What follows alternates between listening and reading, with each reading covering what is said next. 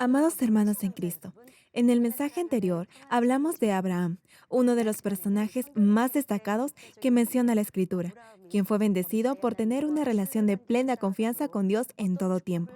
Abraham logró esta perfecta relación de confianza con Dios porque hizo exactamente lo que Dios le pedía que hiciera.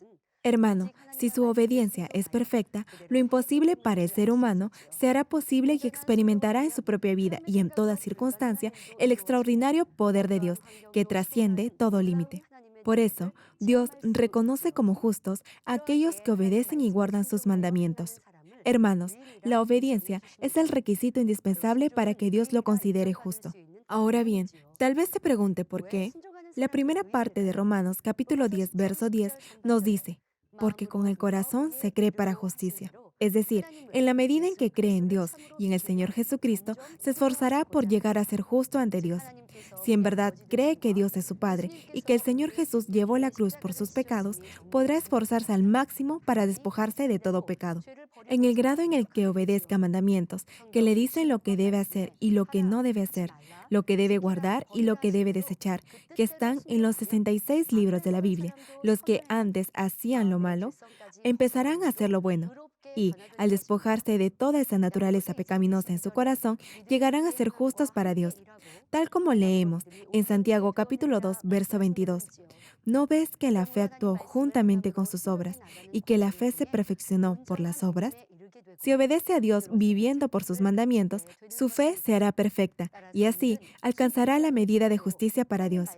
Hoy, en esta prédica titulada La obediencia, veremos por qué hay quienes no pueden obedecer la voluntad de Dios en ciertas circunstancias y la forma en la que podrá hacerlo de manera perfecta. Hermanos, en su vida diaria, día tras día, verá el grado en el que su obediencia determina el resultado. Por ejemplo, los padres desean que sus hijos crezcan bien y sean buenos, así que, con tal fin, los educan. Les enseñan a limpiar su dormitorio y hacer su cama, a cumplir con lo que prometen, a ser corteses y educados con los demás, etc. Todo esto con la esperanza que al crecer sean apreciados y elogiados por su buena educación. Los hijos que son buenos harán exactamente lo que sus padres les han enseñado, sin que tengan que repetírselo. Así los complacerán. Por el contrario, si desobedecen y se quejan y reclaman todo el tiempo, no habrá paz en el hogar y serán causa de dolor y angustia para sus padres. Igualmente, en el trabajo, hay cosas que el administrador o gerente espera de su personal. Los que ocupan un cargo directivo entrenarán y capacitarán a su personal con la esperanza de que su desempeño sea eficiente y así contribuyan al beneficio de la compañía. Por el contrario, si los empleados son ociosos, mal educados y poco dispuestos a mejorar, ¿cómo se sentiría el director? Lo mismo se da en la relación entre el pastor y los miembros de la iglesia. Un verdadero y fiel siervo del Señor sabrá la forma de guiar al rebaño al cielo.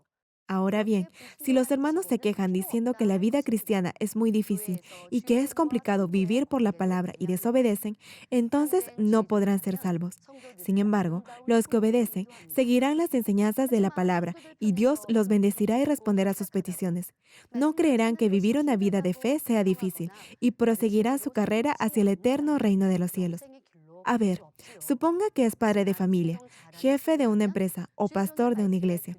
¿Con quiénes se sentiría más a gusto? Lo estaría con los que han obedecido y han puesto en práctica con agrado lo que les ha enseñado. Deseará capacitarlos e impartirles más conocimiento. Con ellos deseará compartir más tiempo. Y si en algún momento enfrentan alguna dificultad, con gusto los ayudará. El mismo principio se aplica en la relación entre Dios y cada uno de nosotros.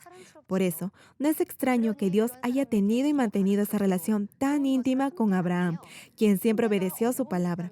Al obedecer los mandatos de Dios, Abraham se mantuvo firme en su fe, creyendo en la buena voluntad de Dios, sin dejar que su forma de pensar interfiriera en su obediencia. Así, pudo, en forma voluntaria, ofrecer en sacrificio a su único hijo, Isaac, a quien Abraham consideraba más valioso que su propia vida. Dios vio la fe y la obediencia de Abraham y le dijo en Génesis capítulo 22, verso 12, no extiendas tu mano sobre el muchacho, ni le hagas nada, porque ya conozco que temes a Dios, por cuanto no me rehusaste tu hijo. tu único. Es decir, Dios reconoció la acción de Abraham y lo consideró justo debido a su fe y lo bendijo. A diferencia de Abraham, Saúl, el primer rey de Israel, es ejemplo de alguien que repetidamente desobedeció a Dios. El pasaje bíblico de hoy, en Primera de Samuel, capítulo 15, versos del 22 al 23, detalla el episodio cuando el profeta Samuel reprende severamente a Saúl. Y Samuel dijo: Se complace Jehová tanto en los holocaustos y víctimas como en que se obedezca a las palabras de Jehová. Ciertamente el obedecer es mejor que los sacrificios y el prestar atención que la grosura de los carneros, porque como pecado de adivinación es la rebelión y como ídolos de idolatría la obstinación. Por cuanto tú desechaste la palabra de Jehová, él también te ha desechado para que no seas rey. Ahora bien, ¿qué había pasado con Saúl? Dios le mandó destruir a los amalecitas y todo lo que tenían, incluyendo sus vacas, ovejas, camellos y asnos. En vez de hacerlo, el rey separó lo mejor del ganado. En ese momento, el profeta Samuel reprende a Saúl. No obstante, el rey, en vez de admitir su culpa, da excusas absurdas, culpando al pueblo. Y a pesar que había pecado contra Dios, Saúl le pide a Samuel que lo honre frente al pueblo. ¿Se imaginan lo insólito de esa petición? Luego que su corazón se fue entenebreciendo por la maldad, Saúl exteriorizó su arrogancia a tal punto que ni siquiera tenía temor de la palabra de Dios. Y Dios no tuvo otra alternativa que quitar del trono a Saúl. La pregunta es, ¿por qué desobedeció Saúl el mandato de Dios? Fue porque hizo lo que creyó que era correcto. Dios, repito, le mandó destruir a los amalecitas. Y Saúl salió con el ejército a sitiar la ciudad de Amalec. Retornó de la batalla triunfante. Así que debe haber pensado que había obedecido el mandato de Dios. Ahora bien, Dios le pidió a Saúl que acabara con Amalec y con todo lo que tenían. No le dijo que dejara con vida a su rey y al ganado que consideraba bueno. No obstante, Saúl hizo precisamente eso. Hermano, desobediencia es desviarse de la voluntad de Dios, no obedecerla y hacer lo que uno cree es correcto y bueno. Algo que debe entender y recordar es que cuando alguien hace lo que cree que es correcto, no podrá obedecer a Dios. Obediencia es hacer exactamente lo que Dios le pide hacer. La verdadera obediencia no se determina por hacer solo lo que quiere hacer o hacer lo que usted considera se debe hacer, sino se trata de hacer exactamente la voluntad de alguien más. Esto también se aplica a la relación entre Dios y nosotros. Pregunto, ¿usted obedece de acuerdo a la voluntad de Dios? ¿Hace todo lo que está en la palabra de Dios sin cuestionar ni dudar? Quizás se pregunte, ¿por qué Saúl fue tan necio de desobedecer la palabra de Dios de esa manera? A ver, les propongo algo. Detengámonos un momento y veamos, con la ayuda de algunos pasajes de la Escritura, su grado de obediencia, o si por seguir su propio criterio o forma de pensar, ha sido o no desobediente a la palabra. Bien, leamos Primera de Tesalonicenses, capítulo 5, versos del 16 al 18. Estad siempre gozosos, orad sin cesar, dad gracias en todo, porque esta es la voluntad de Dios para con vosotros en Cristo Jesús. Este pasaje debe resultar familiar para todo cristiano. No obstante, que sea conocido no significa que todos lo obedezcan. Dios dice que siempre debe estar gozoso. Sin embargo, habrá momentos en los que le será imposible estarlo. Aun si procura no estar preocupado ni afligido por una situación familiar con su cónyuge o hijos, o por dificultades económicas o problemas en su negocio o trabajo, estará inquieto y nervioso. No obstante, la voluntad de Dios es que siempre esté gozoso, incluso al enfrentar esta clase de adversidades. Si tiene pensamientos carnales, no podrá obedecer la palabra de Dios. Únicamente se enfocará en la realidad y, con toda seguridad, se preocupará. Un creyente que tiene fe echará fuera de su mente por fe todo tipo de argumento carnal que se centra en circunstancias externas. Recordará lo que el Señor dijo: no se preocupen por su vida, ni por qué comerán o qué beberán, ni con qué se vestirán. Miren las aves del cielo y observen cómo crecen los lirios en el campo.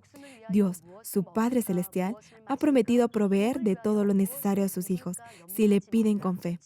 Así, por fe, echará fuera todo argumento carnal y orará. En la medida en que el Espíritu Santo lo llene con el gozo de su salvación, con la esperanza viva por llegar al cielo y le dé paz, podrá consagrarse a la oración.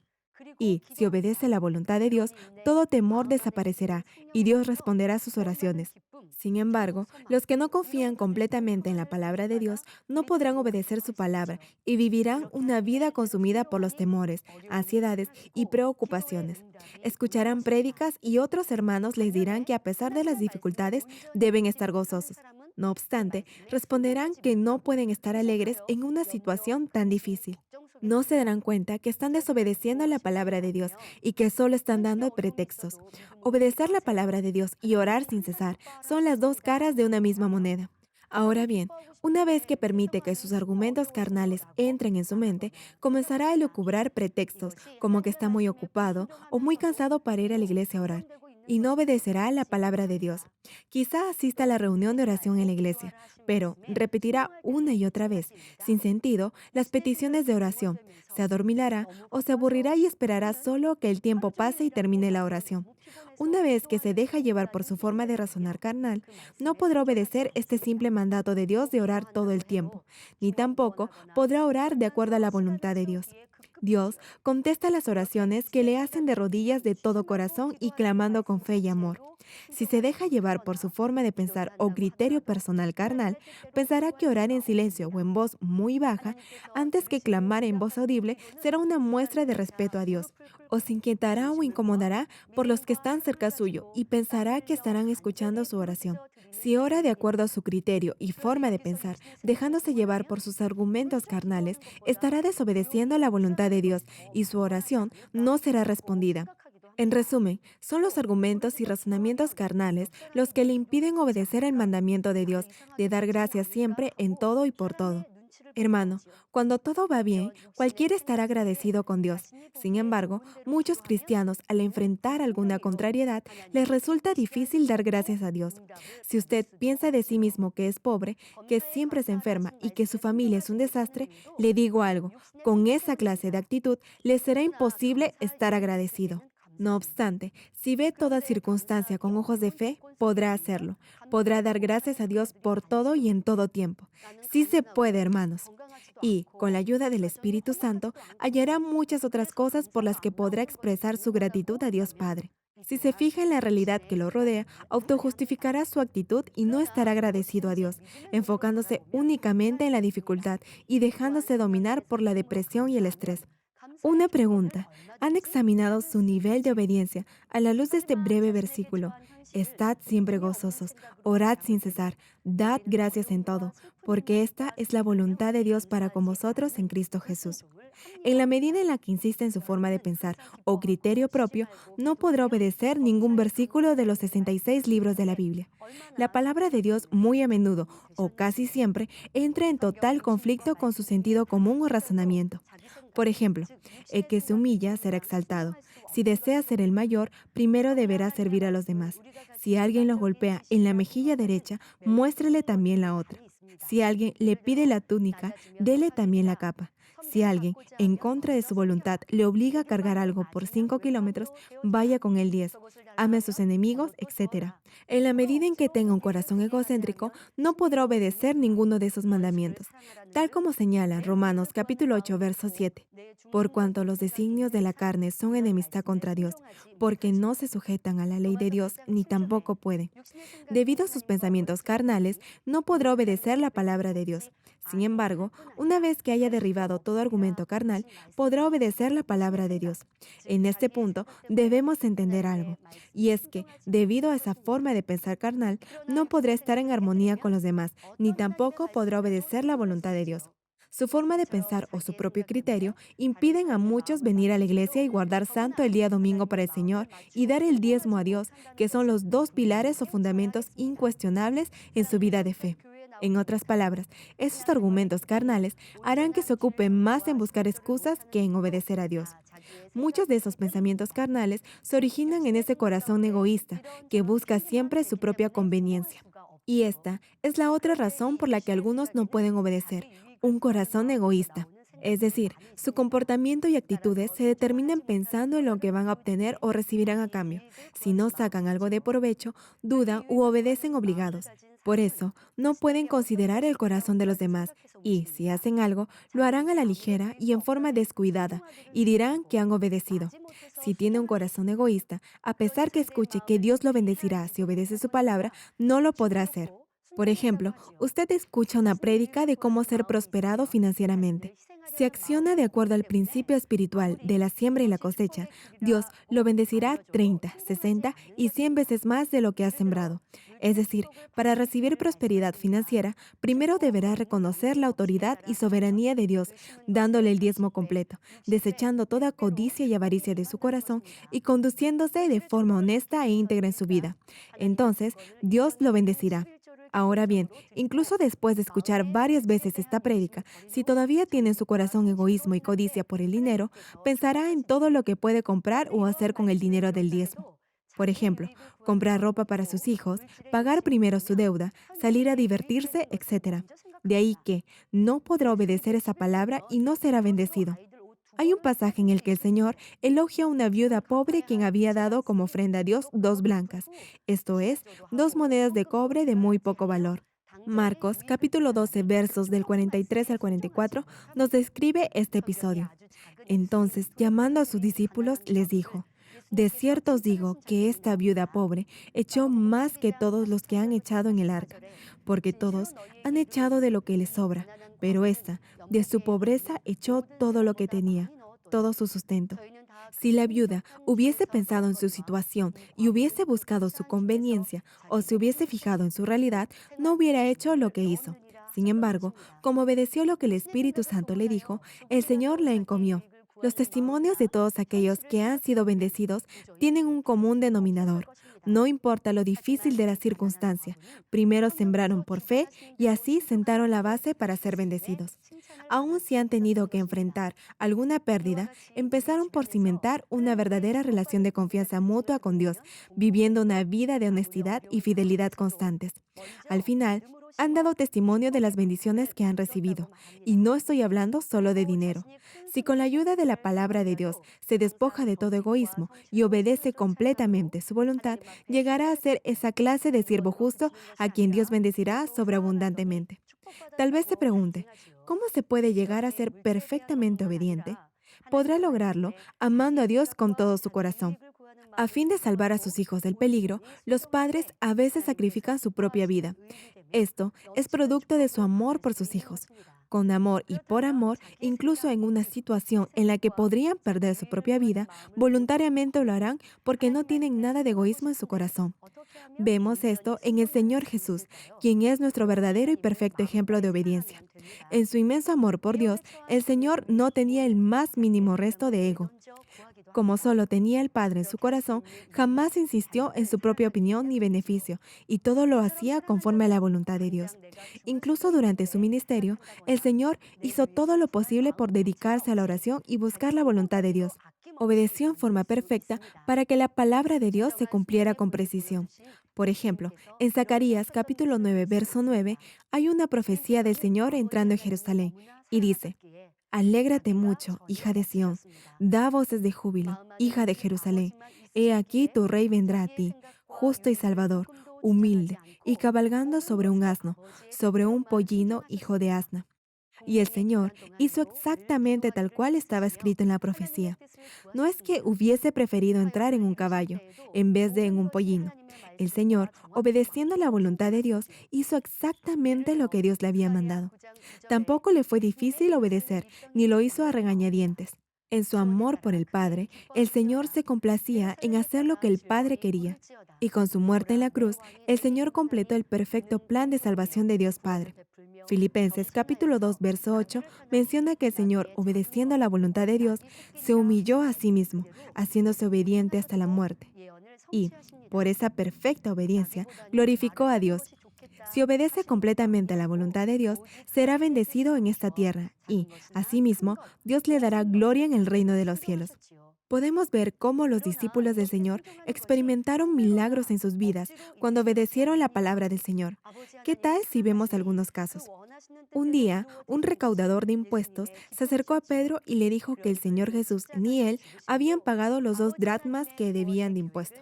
En ese momento, el Señor le dice a Pedro lo siguiente, en Mateo capítulo 17, verso 27. Ve al mar y echa el anzuelo, y el primer pez que saques, tómalo, y al abrirle la boca hallarás un estatero. Tómalo y dáselo por mí y por ti. Como Pedro creyó en la palabra del Señor y obedeció tal cual se lo pidió, pudo experimentar algo realmente maravilloso. Otro caso, a fin de preparar la Pascua, el Señor les da las siguientes indicaciones a sus discípulos que se detallan en Lucas capítulo 22, versos de 10 al 11. Les dijo, He aquí, al entrar en la ciudad, os saldrá al encuentro un hombre que lleva un cántaro de agua.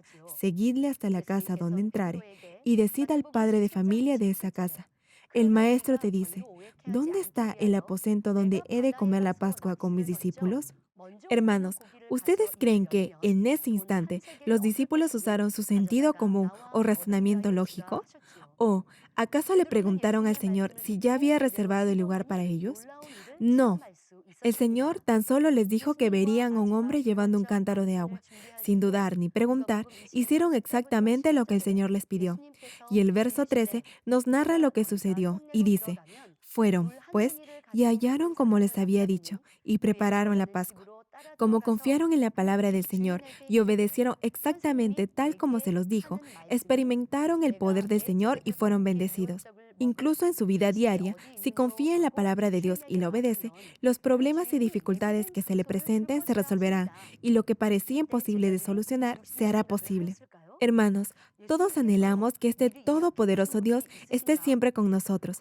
No obstante, a fin de vivenciar su poder, es necesario que muestre estos hechos de perfecta obediencia. Con esto concluyo. Amados hermanos, hoy hemos visto que debido a los pensamientos carnales y al corazón egoísta, no podrá obedecer a Dios. Si ama a Dios con todo su corazón, se esforzará por cultivar esa perfecta obediencia. Así podrá obedecer lo que, en forma natural, le parecerá imposible obedecer y, a través de esta experiencia, llegará a conocer en forma vívida a este Dios, cuyo poder trasciende el pensamiento del ser humano. Si Dios está de su lado, todo problema en su vida hallará solución y podrá, por su testimonio, servir en la extensión de su reino. Esta clase de obediencia hará prosperar su alma y todo otro aspecto en su vida. Oro en el nombre del Señor Jesucristo para que, al cultivar esta verdadera obediencia, lleguen a ser verdaderos hijos que agradan a Dios.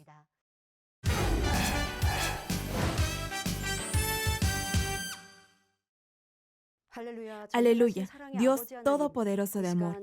Pon tu mano sobre todos los televidentes de enlace que están recibiendo por fe esta oración y manifiesta tu poder que trasciende el tiempo y el espacio en todos tus hijos alrededor del mundo.